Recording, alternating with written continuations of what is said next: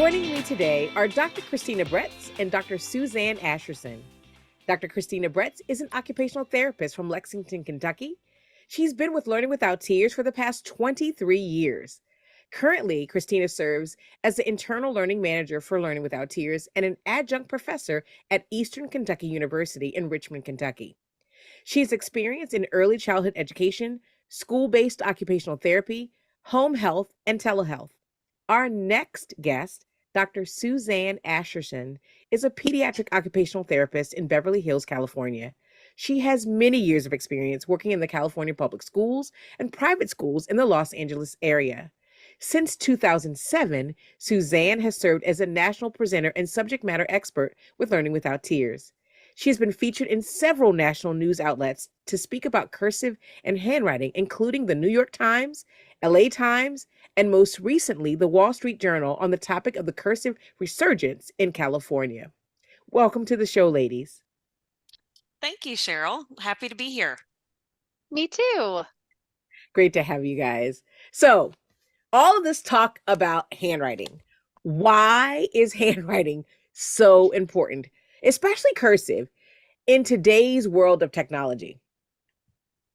Well, I'll tell you that handwriting is super important still in today's world of technology because children have to be able to do both. They have to be able to write and they have to be able to use a keyboard. So it's not one versus the other. Both are super important. They both have an important role for our students and also for us as adults, right?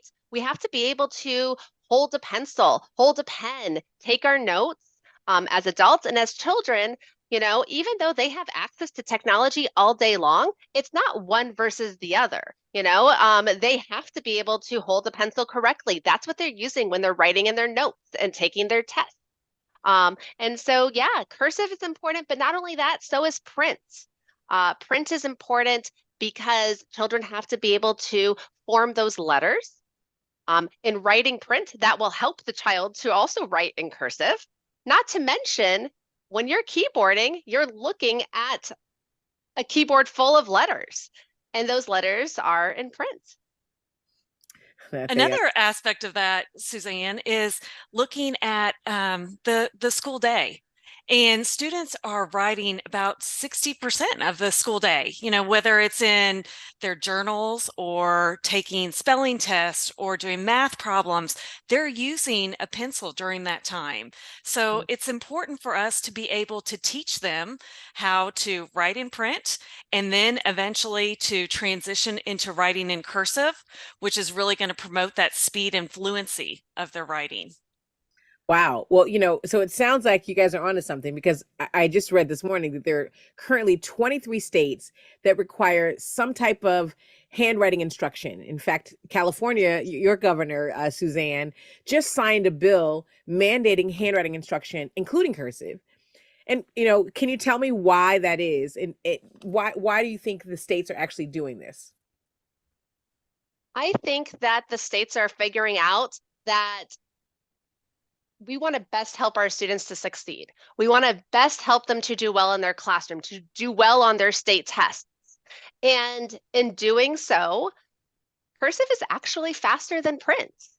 I'll never forget working with a young child in 3rd grade. She told me one day, Miss Suzanne, cursive is faster. And I said, well, why is it faster? And she told me it's because I don't have to lift my pencil up between the letters of the words. That's true. And she was correct. And too, even thinking about children with dysgraphia and dyslexia, Suzanne, as you say, they picking up that pencil after the words. When we think about that, that's a unit, right? That word is a unit. And when they're only having to pick up their pencil after that word, it can help to reduce reversals. And so that's something too that cursive can be beneficial for. It's really good for children of all abilities. And I would also say with cursive, a lot of times we hear, well, we have new teachers or young teachers that are coming into the education world, and they say, well, I wasn't taught cursive when I was in school. So that professional learning that's happening, and we can teach those new teachers and those teachers that may have that turnover. Maybe they've been teaching kindergarten for a number of years, and now they're having to teach third grade and they have to teach cursive. Well, we're going to teach them too, right along with it, with our professional learning of learning how to make those connections within those letters in cursive, because cursive is all about the connections. It really is looking at how to connect those letters within a word. Wow. And So go ahead, Suzanne. oh, I was gonna add on to that yes, Sure. it's about the connection between those letters within the words, but also it doesn't have to be that old-fashioned cursive. That cursive with all those loop-de-loops and curly cues. We are teaching a vertical style cursive. Why are we teaching a vertical style cursive? People ask this all the time. So I want to ask you, Cheryl, and everybody else who's listening to us, why do you think back in the day, why was cursive invented with a slant? I have no idea. Can you tell us? Sure. You don't want to take a stab at it? Well, I mean, maybe it has something to do with what they were writing with or something. You got it. You got it. Yes. Back in the day, what did people use when they were writing in cursive? When they were writing the Declaration of Independence, what were they using? I bet they were using one of those quills with the feathers on it.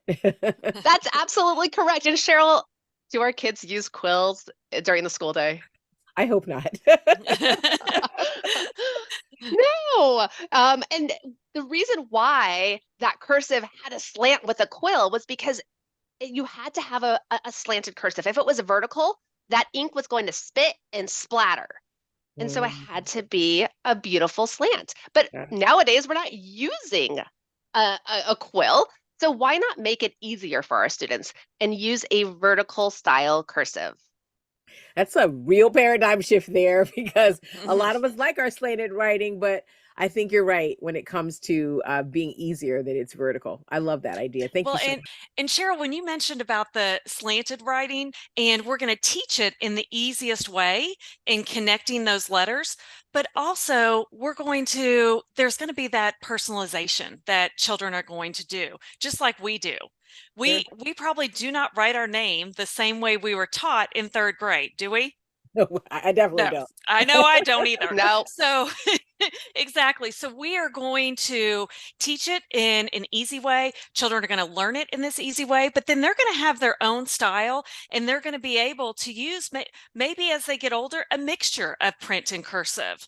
But one way that we can use this and teach this is through manipulatives and using the double line blackboard that Suzanne has in front of her. So Suzanne, do you want to talk about the wet, dry, try and that multisensory learning? Right. So with Learning Without Tears, we love doing multisensory learning with our students. Why? Because multisensory learning makes it fun, right? Makes it exciting, and makes it memorable, helps the child to really remember those different strokes and connect with the brain. So let's take a look, and I would love to demonstrate, if that's okay with you, how we use the double line blackboard for an activity called Wet, Dry, Try.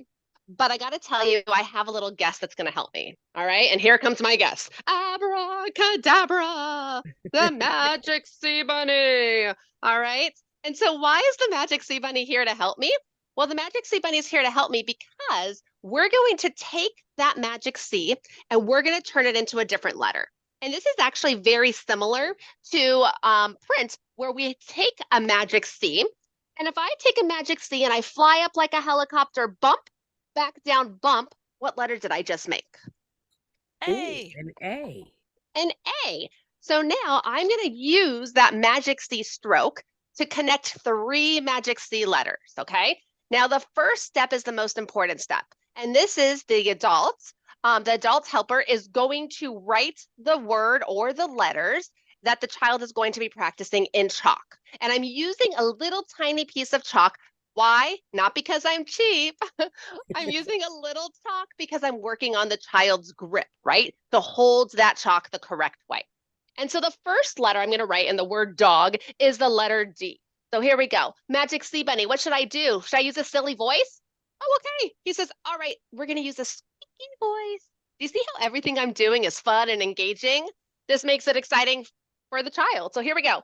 Magic C.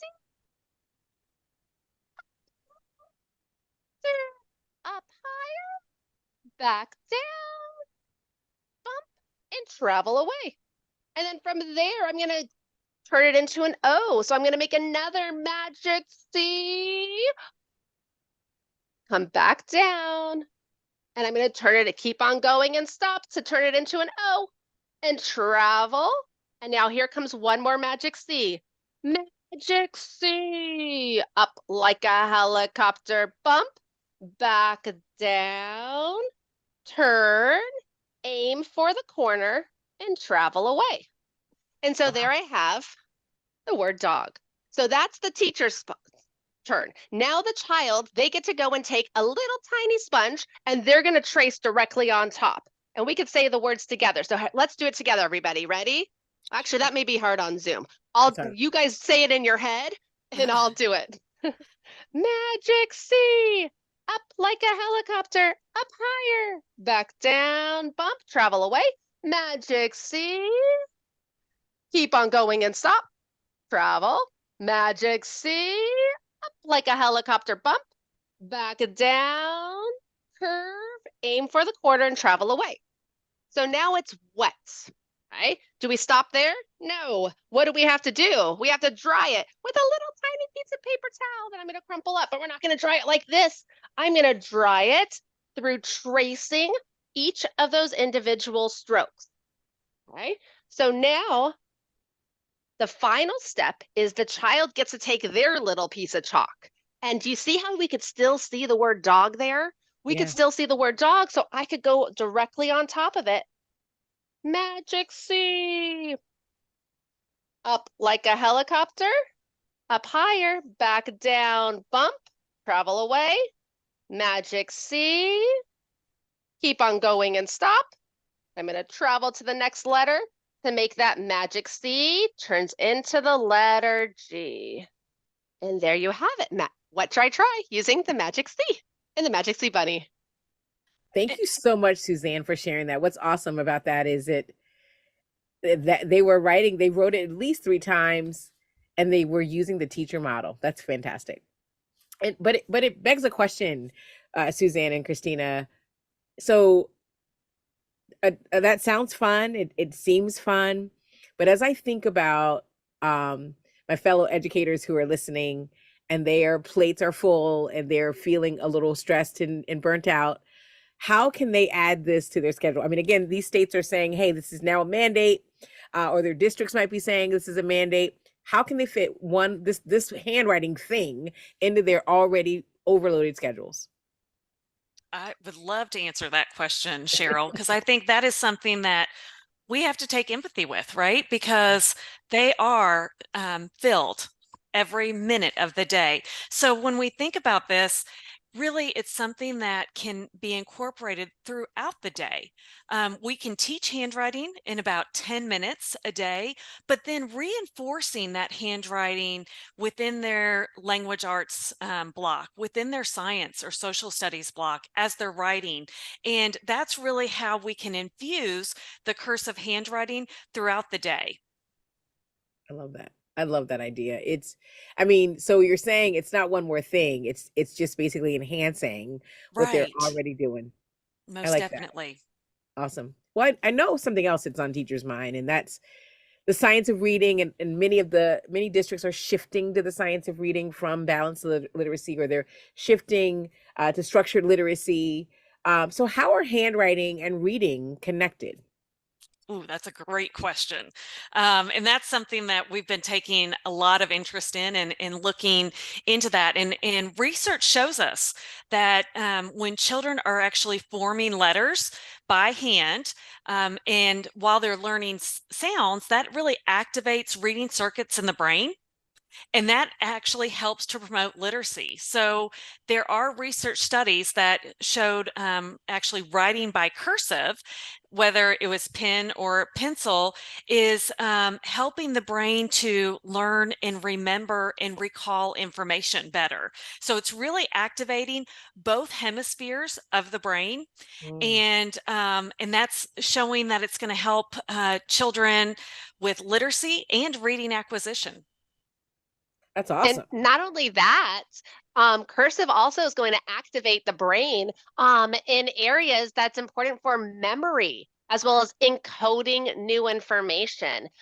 So that research is really promoting that when you write your notes by hand, you're going to better remember that information. And we see students talking about that all the time, especially like in college, right, Christina? Oh yes, my own daughter, who is a freshman in college, called me this week and said, "Mom, I need an iPad and I need a pencil so that I can take notes on that iPad." And I said, "Well, just use paper and pencil. It's fine." She goes, "But Mom, I would be using too much paper. I don't want to waste that. I don't want to, I'm thinking about the trees." And I thought, okay, she's right. She got me. So I did order an iPad and she said a lot of people in my classes are using their laptops, but I feel like when I'm writing, I'm remembering it. So then Yeah. I had to go into all the research about that and how it's helping her with her memory and recalling that information. She didn't want to hear that. She just wanted an iPad, but she is using that, to recall that information.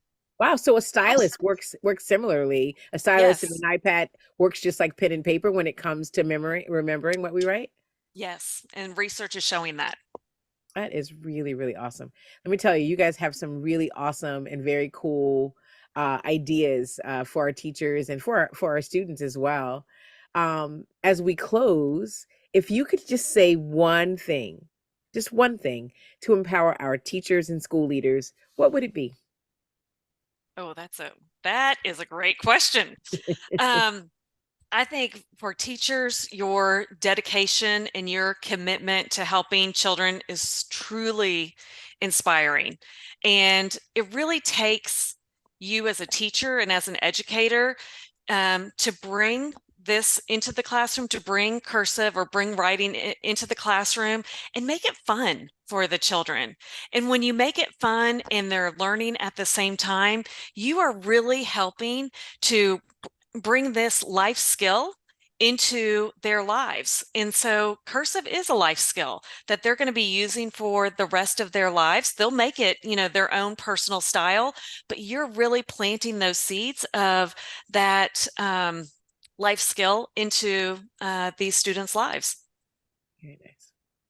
And I'll add on to that. So once that seed is planted that Christina mentioned, I would say you want to let that seed grow, right? We want to let it grow and develop. We want the roots to become strong. And so, how do we do that? Well, as a teacher, once you teach that skill, we want to practice that skill, right? It's like building a muscle. We want to keep practicing that skill so that the children use it and they don't lose it, right? So what do we mean by that, to use it and not lose it? Well, that means we're going to encourage our students to write in cursive when they're taking tests, when they're writing essays in social studies or taking notes in science. But not only that, when you're writing a letter to grandma or a birthday card to your friend, write it in cursive, writing lists in cursive, right? All of that will help the child to really to not only really make that skill a solid foundation, but it will also provide so much meaning, and it'll be a lifelong skill that that child will continue to have in their future. Well, awesome. It has been an absolute pleasure talking with you all today. And really, I want to just say thank you for all the work that you've been doing to support children and teachers and really changing their lives and giving them this amazing life skill. Thank you, Cheryl, for the opportunity to be here and talk about cursive handwriting and the importance of it in today's world. Thank you Okay. so much, Cheryl.